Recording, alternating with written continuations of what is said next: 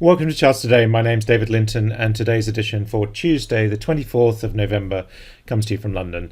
And we start by looking at the markets. A lot of green on the screen, so we see the markets are generally rising. The dollar had a bit of a spike up yesterday, but falling back again today. Lots of downside targets on the short-term chart. Remembering this is my long-term, medium-term, and short-term view of the market. This data coming to you from Refinitiv Icon, but could be coming from anywhere. I'm running several different systems into Updata, so you can run on pretty well any data source you like. So we see the dollar is looking still bearish, and that September low coming under pressure, not really showing signs of bottoming. If we look at the euro against the dollar, of course, that is looking stronger, just waiting for the breakout there. This is looking more and more like a flag pattern on the weekly chart, and the continuation of that would be that we rise further. So just waiting for new highs there. Sterling sitting at 133.79, so it's holding on to its gains against the dollar, and we're getting close to making a 2 or 3 year high on sterling, so that will be very significant. Looking against the euro, we're sitting at 112.63, so we're stronger there. It's been trending up nicely the last few days as well.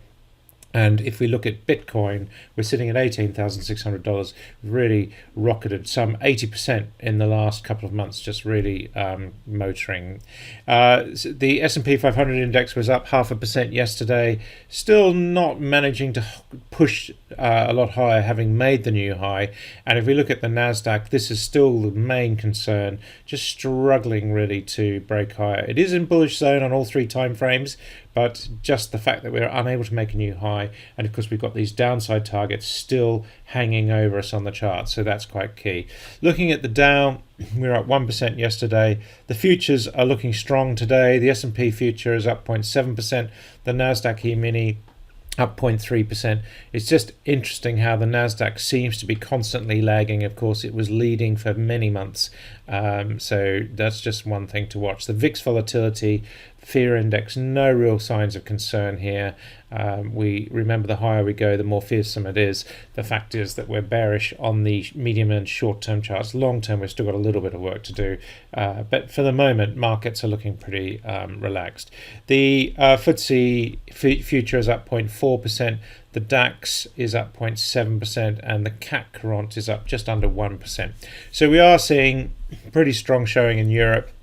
Of course, the US goes into Thanksgiving at the end of the week, so a lot of traders really will go quiet as the week goes on. Looking at Tokyo, we're up 2% there, so that's looking strong, making now pretty clearly 2 year highs. And if we look at the Hang Seng, that was up as well. China was down 0.33% in Shanghai. And the Sensex in India was up over 1%. The Aussie market was up 1.25%. So we are seeing pretty strong trend there on that short-term chart. Gold has been hit because of the improvement in sentiment. Gold, of course, has been a risk-on asset.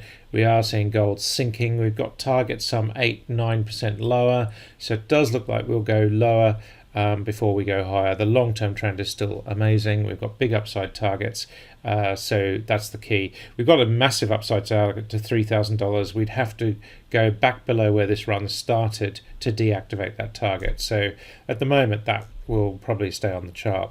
Silver looking a little bit better than gold. Looks like it's finding some support around the 23 level. And we are just going below the cloud here, but not making new lows the same way as gold, so quite key there. US 10-year yield sitting at 0.87%, just starting to creep back into short-term bullish territory, so that's quite key. Looking at the energy mix, Brent Crude just on the verge of making new multi-month highs, the highest level since March. The seasonality says we're unlikely to do it this year, but we've got good upside targets. This time of the year, normally crude falls and starts to rise again strongly in Q1, but maybe we're just getting going a little bit earlier than normal. We do have good strong upside targets on the 1 minute chart and on the 60-minute chart, so 48, and our call for crude oil was bullish this week, and the same for WTI. Of course, we're seeing good upside targets there. US nat gas sitting at $2.73. has wandered into bullish territory on the short term. Looks like it's found support around the 260 mark, but of course it'll be interesting with storage numbers normally out on a Thursday. That's Thanksgiving, of course. Bob, looking better. We've got good upside targets here.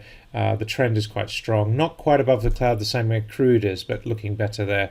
Coal is up just under 0.2%, so it's just holding on. Emissions are down this morning just under 1%, but the trend is still bullish on that short-term chart. Gas markets not so good this morning. We're seeing UK gas down 1.4% on the front month contract, TTF on the front month contract down 2%. We are still in bearish territory, and if we look at winter gas, we're down 1.2%. German power is down at 39.25, just really has struggled to get back above this 40 level. Bearish on both time frames here, so that's quite key. Downside target there, just watch those 1 minute charts if you're trading power, and the quarterly contract is also down over 1% this morning, so that's not looking so great. French power was a little bit better yesterday, but we are showing some signs of wandering out on the short-term chart, but overall we've got big downside targets still hanging over the price. Nordic power up 2.7% this morning. Looks like we've recovered off a bottom, and the same for the quarterly contract.